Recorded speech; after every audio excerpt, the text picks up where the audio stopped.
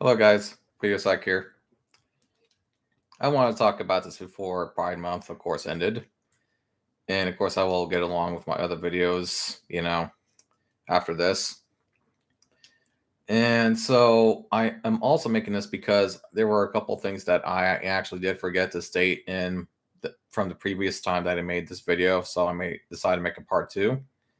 I mean, it was kind of a long story anyway. But moving on from that.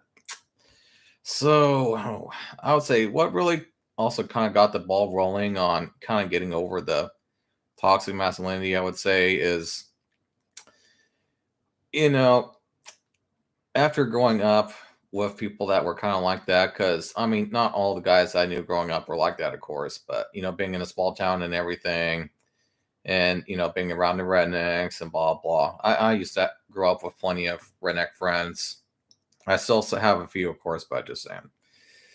And of course, when I moved out of town, I eventually got to a point where I was meeting with LGBTQ community, and my experience with them, because before it was like I experienced nobody like that, you know, and of course a lot of the guys around the small towns, they say a lot of shit about the LGBTQ. I mean, especially back then, not as much as they used to now, but especially back then. I mean, the difference between how they used to talk about gay men and women and the way they talk about them now is like almost night and day. I kid you not. In small towns, it's way different now. They used to say a lot of shit about them. And of course, so when I went to a town that was kind of bigger and it had these communities, I actually started to get to talk to them. And of course, most of the time I didn't even know that they were gay. Of course, as I was growing up, we had all these stereotypes of how we could tell somebody's gay, or were they looking down at you and blah blah, shit.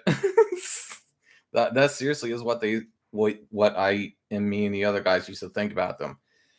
And of course, there's of course still even some of the gay stereotypes to this day.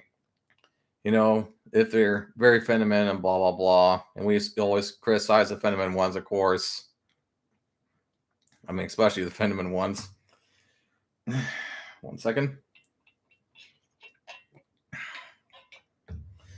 And when I started going with these communities and talking with them a bit more from time to time, I just noticed that they were just regular people. I mean, most of them, they were just regular people, and most of the gay guys, even they were just guys. And some of them even had beards and everything. They didn't have any of the stereotypes that me and the guys in the small towns used to talk about. And another thing, I'll say probably the thing that was, I would say, the most surprising about these communities was the fact that I had no fear or any grudge about hanging out with them either. I remember a couple times in the past when I was actually in a group of them. Almost all of them were gay. Men, women, etc. And even in between, as they call it, sometimes. And in fact, the funny thing was that, I realized that eventually after hanging out with a couple of them, that a couple times, that there was never more of a time where I actually just felt like I was more accepted. And I could listen to the music I wanted around them. They wouldn't give me shit. I could actually like talk to them, you know, without being criticized for being gay, after talking for 5 minutes. Just etc. There was never a time where I was being judged for thinking a certain way or saying something, and I could be like completely comfortable around these people. And that was just, ironic to me at the time and shocking. And of course, there were a couple of guys that hit on me, at the time, like, "Hey, I think you're cute," and blah blah. But they never put their hands on me. They never sexually harassed me, or anything like that. Because I mean, let's face it, I'd say at least 99.9 people on this planet know not to do something like that. I mean, come on. You know, we all know it's illegal when we all know not to do it. You know, and out of all the gay men and women that I've met in the past, at least I'll say 19 years, I mean, they none of them have inappropriately done anything to me. They've never put their hands on me. All that I've seen is like some of them hit on me maybe at least once, and that was it. I mean, and if somebody's gonna hit on me, it's like whatever, you know.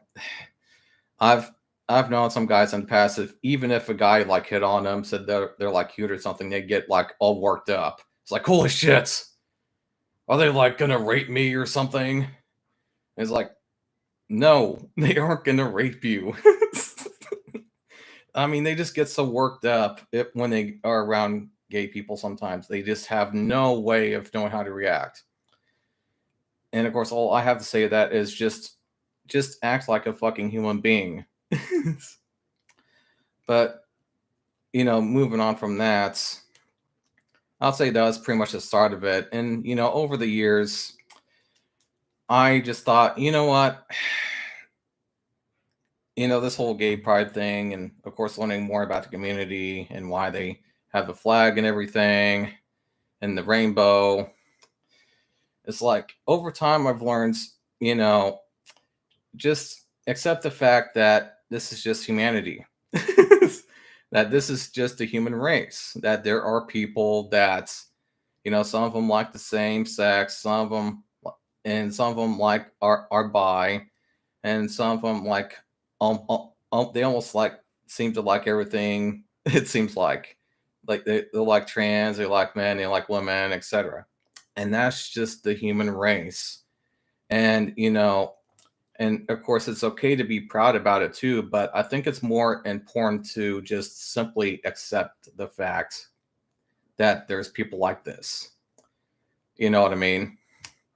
It's like just get over your over masculinity and just accept the fact that there's just people like this that have different lifestyles than you do or like the same sex, and just move on with your day. And stop worrying about it. You know what I mean? And that's just what I think about it. And of course, the whole Pride Month thing, I sometimes just wonder what the message that you're trying to use with the Pride Month sometimes. And lots of times I'm just seeing all these companies, they're trying to like do all their things with their Pride Month too as well. I remember it was like last year or something, Burger King did like their having like two bottom buns on each side of their burgers for June last year or the year before. And I'm just like, okay, guys, like whatever, you know. So there are some questionable times, but I sometimes also just think that, you know, on one hand, it's a good thing to have the whole Pride Month thing, but at the same time, it's just like I just don't think it's really giving out the right message sometimes, especially with the way that the companies are kind of just using it as an excuse to sell more flags and all that. Like it's just an excuse to you know be a corporate whatever and get more money.